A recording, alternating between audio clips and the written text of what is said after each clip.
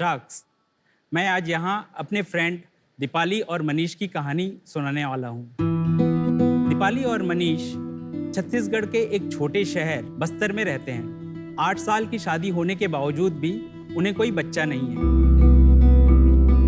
दीपाली और मनीष की कहानी बस इनकी कहानी नहीं है, बल्कि आज ये भारतवर्ष के हर 7 में से एक कपल की कहानी है। इनफर्टिलिटी या निसंतानता एक ऐसा टैबू या फिर सोशल स्टिग्मा है जिसके कारण कई बार कपल समाज में मिलना जुलना भी पसंद नहीं करते और अपने आप को अलग थलग कर लेते हैं। ऐसा नहीं है कि इनफर्टिलिटी का सॉल्यूशन आज अवेलेबल नहीं है। एक एडवांस टेक्नोलॉजी जैसे IVF और IUI होने के बावजूद भी केवल 1% कपल ही हॉस्पिटल तक पहुंच पाते हैं, क्योंकि इसका कारण है प्राइवेसी, अफोर्डेबिलिटी और एक्सेसिबिलिटी। इन्हीं इनफर्टाइल कपल्स के प्रॉब्लम को सॉल्व करने के लिए हम लेकर के आए हैं वर्ल्ड का first home IUI kit.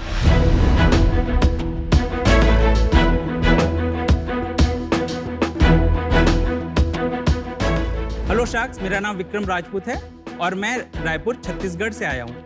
Hello sharks, मेरा नाम चंदन प्रसाद है, मैं झुमी तलैया झारखंड से आया हूँ। हेलो शार्क्स, मेरा नाम है सोहन साहू, मैं भी रायपुर छत्तीसगढ़ से आया हूँ।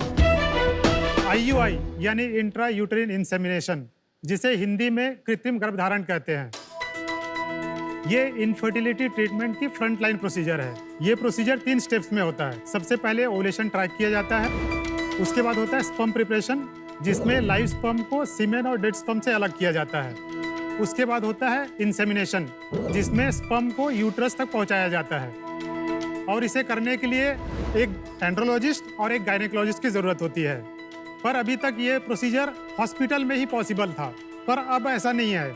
अब सुभाग होम IUI किट के आने से ये सारी प्रक्रिया घर पे ही की जा सकती है।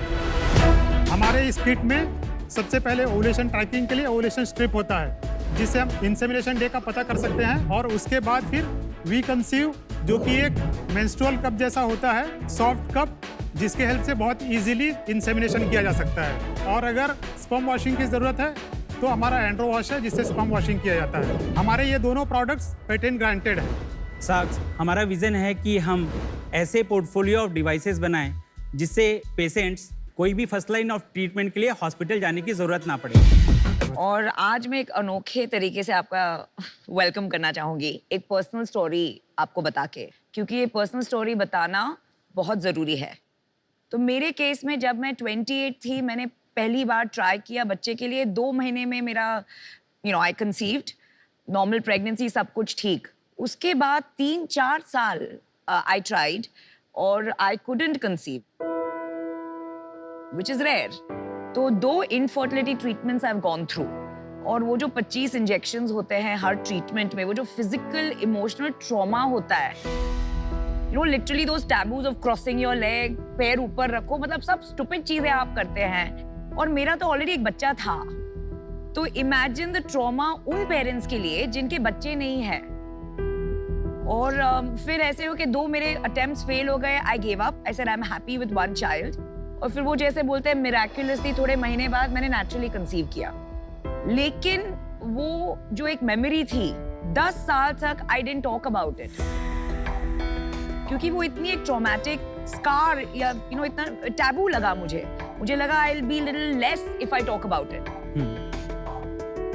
और फिर 6 महीने पहले मेरा जो YouTube चैनल है ऑन वुमेन्स हेल्थ, अनकंडीशन योरसेल्फ, जहाँ मैं डॉक्टर और पेशेंट्स का इंटरव्यू लेती हूँ, पूरी रात में नहीं सोई, बिकॉज मुझे पता नहीं था कि जब मैं उनका इंटरव्यू लूंगी ऑन इनफर्टिलिटी एपिसोड, मैं अपनी स्टोरी के बारे में बता पाऊंगी कि नहीं, बिकॉज मेरे में वो हिम्मत नहीं थी। बहुत सारे वेल विशर्स ने बोला कि क्यों बताना है, प्राइवेट लाइफ है तुम्हारी।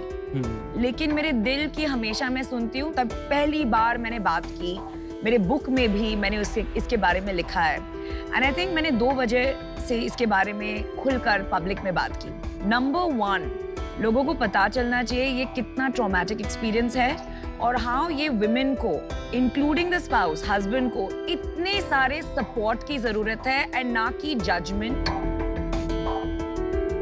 और ना कि जो एक ऑस्ट्रेसाइजेशन होता है और उन्हें खुद लगता है कि हमारे में कुछ खामी है। तो हमारे जैसे वुमेन का खुल के बोलना बहुत जरूरी है for the mental health of the spouse. Well said, Namita. Well said. Thank you for sharing, Namita.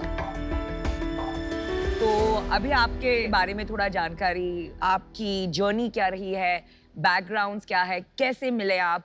शाक, मैं आईआईटी खड़गपुर से हूँ और 10-12 साल से मैंने केवल डिज़ाइन ही किया है। अच्छे R&D में काम करने का मौका पड़ा है मुझे। मैंने टाटा मोटर्स से चालू किया, फिर जीई में रहा, फिर अंडरराइटर लेबोरेटरी में रहा। शार्क्स, मैं भी बाई ट्रेनिंग मैकेनिकल इंजीनियर हूँ आईआईटी खड़गपुर से। मेरा प्रोडक्शन, मैन्युफैक्चरिंग, सप्लाई चेन और रेगुलेटरी में 17+ ईयर्स का एक्सपीरियंस है।